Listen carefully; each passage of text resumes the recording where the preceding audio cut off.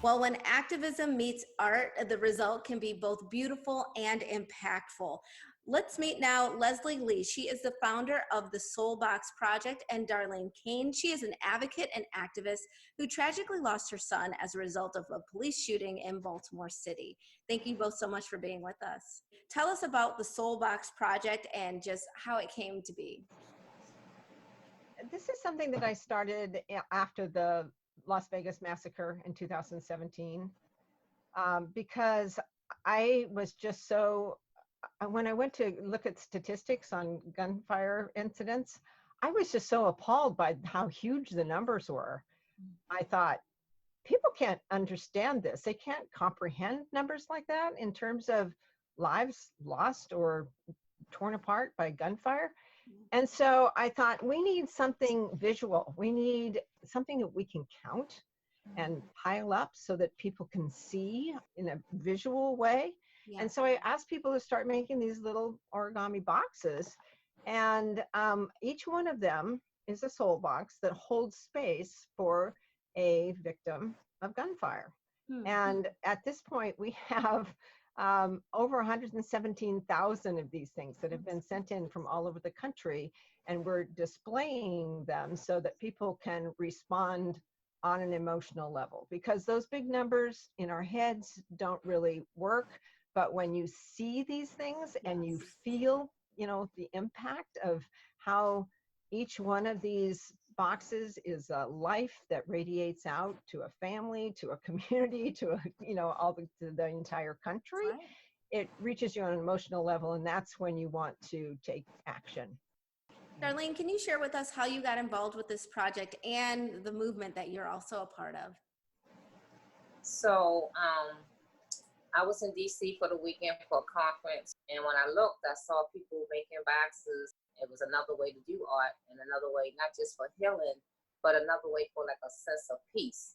And it was emotional for me at first when I first went, because once they cut my son's picture out and I put it on the box, but afterwards I felt so much better, because I felt like, oh wow, he's going to be among all these other boxes. He's not going to be alone. Other families, are going to feel good that all our boxes are together. And June is Gun Violence Awareness Month, so I know that both of you are very busy right now. Tell us a little bit about what you're doing to spread the word. I always wear an orange shirt with my son's name on it in memory of him. And we try to get the city to turn orange by having orange ribbons on the tree, having a building lit up with orange, to bring awareness to people that that we are want to prevent gun violence.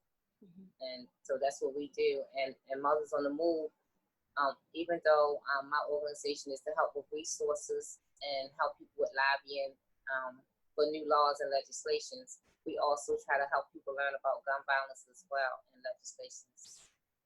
And being a part of the Soul Box Project is a way to do that in a visual representation. Leslie, I know that you plan on having a massive installation at the National Mall. Tell us a little bit more about that and when that's coming.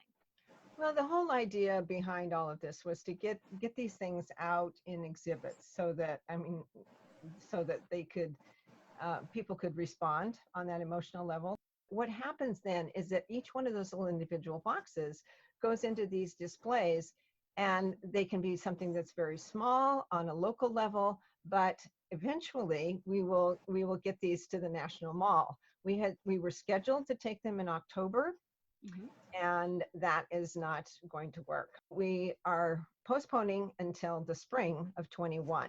But this is still a goal, and we intend to have at least 200,000 boxes there to display. The more diverse our participation, the more truth this is going to tell. So I really want to invite everybody, because this can be made. These can be made by anyone, anywhere. Well, I think that's important to note, is that gun violence touches so many different people in this country. And so absolutely. I mean, the Soul Box Project wants to represent not only gun violence, but defense and accidents and suicides, which are, suicides are 60% of the issue. So boxes that don't have any names or anything on them, these are for the people we don't know. That's very powerful. Again, this is a huge undertaking for both of you to be a part of. If people are watching this and they want to submit or they want to be a part of it or they want to help somehow, where can they go? What should they do? Well, for the Soulbox Project, it's always Soulbox Project, soulboxproject.org. You can go to Twitter or Instagram or Facebook, Soulbox Project. And Darlene, where can people check out your website?